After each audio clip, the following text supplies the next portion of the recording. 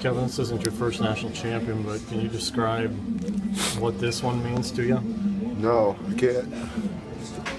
I can't. I've been through a lot. Sorry.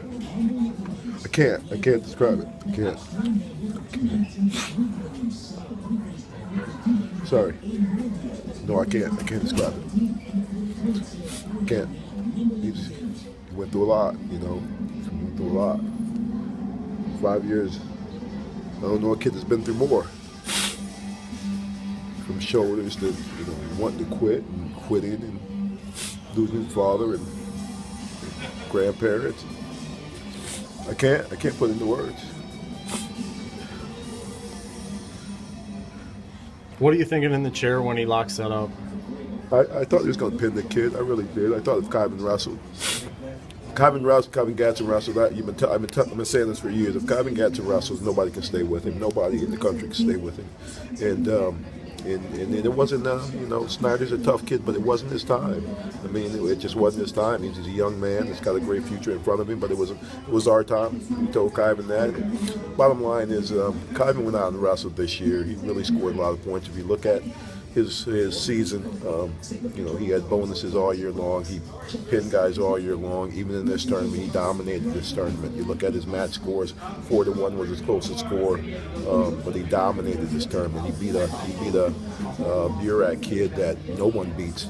No one beats him like that. No one in the country beats Burak like that. But Kevin majored him pretty strongly. So Kevin Gadson wrestles, nobody can beat him, and he wrestled. I was a little concerned in that first period. We didn't get off any hard shots, but he knew what he was doing. I mean, he knew what he was doing. His confidence was off the charts. He just knew he was going to win. He knew he was the better wrestler, and all he had to do was look to score points. And opportunity presented itself. We had seen that Snyder, he doesn't mind taking that underhook position, and he'll hang there. And so, we had a couple options that we felt we could score big points from, and he's been using that all year long. Did you see that playing out right before it happened, or did it catch you by surprise? It was actually there for probably a couple seconds before he actually took it, but once he committed to it, it was a done deal. It's a move we've been teaching for years, and we name it the Gadson. I mean, he's the only one that's hitting the move in the country, and he's used it several times, and so hopefully it'll stick and it'll be called the Gadson for all time, because that's been the move he's used all year. What makes him good at it that other guys can't? He commits to it, and he just believes in the technique, and he's got great hips. So if the guy does step out of it, he can throw from that position. But if I hook the leg right, he's not stepping out of it.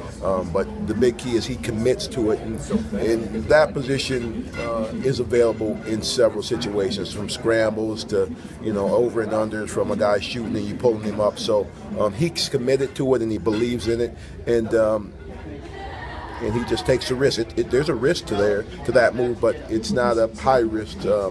If you're looking at it, it looks like it's a little higher risk than it really is, but it's not once you hook the leg. So he was really checked out last summer and was done? I mean, several times throughout his career he was checked out. I mean, several times throughout his career when his shoulder blew for the second time, in 2 years. He was ready to check out. Last year, several times he only, there was a couple of occasions where he was only competing for the team, because we're still in a battle for to prove ourselves, to get to our rightful spot. So so he was doing it for the team a lot of times, but this year he did it for himself. He did it for himself. I mean, it started 5 years ago when he was a little kid, but training for this national championship started during the summer, where he would grab the freshmen and some other kids that we plan on being strong in our program, taking them to the stadium and just starting the sprint stadium. He outworked everybody. I mean, he out-trained everybody in that weight class, and that's why he's a champ. That's why he dominated this tournament. What brought him back? How did you get him back this summer? I didn't bring him back. He got in touch with spirituality. He got in touch with God, and he got off Twitter. He got off the social medias. He stopped talking about being the champ, and he started doing what it takes to be the champ. And he's just started living the right lifestyle. And he started having fun again. I mean, he started really enjoying the sport, and that was missing for a few years. And I think losing his dad took a lot out of him. and it wasn't fun. But now he's wrestling for himself again. So.